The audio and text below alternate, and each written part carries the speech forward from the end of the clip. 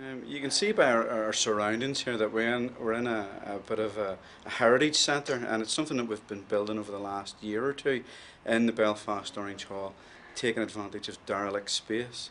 Now, as we were moving through the building, taking over these derelict rooms, a couple of the guys had come along and volunteered their time, and we're opening old lockers, and opening these lockers normally gave fruit of old collarettes and minute books and banners and things like that. But lo and behold, when they opened this locker in particular, we had a cache of weapons inside and ammunition, and it was certainly a bit of excitement on the night when we opened the locker. This one that I have is a Steyr 1904, an Austro-Hungarian weapon which was sold to the UVF by Benny Sparrow. Benny Sparrow was a German arms dealer who went on and later died in a concentration camp during the Second World War. But these were acquired in 1914 and landed in a quantity of 25,000 at Larne and Donaghadee by Fred Crawford on the Mountjoy, or the Clyde Valley as it was known.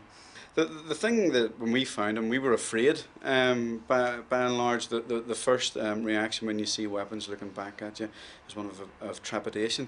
But now that we have them and we've been talking with the police, we're convinced that they're an obsolete calibre, and without ammunition, a gun is simply a stick.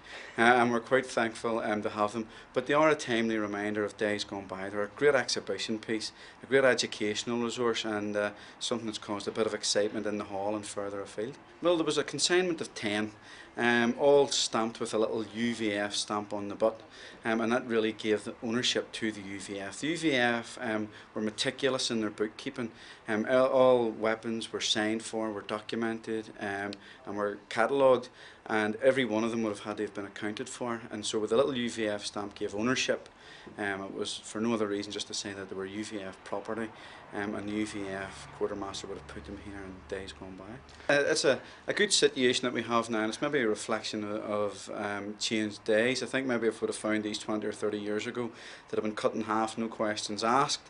But today the police were quite happy to have a look at them, classify them as antiques with a calibre of ammunition you can't get anymore, and return them to us, and we're very thankful to have them.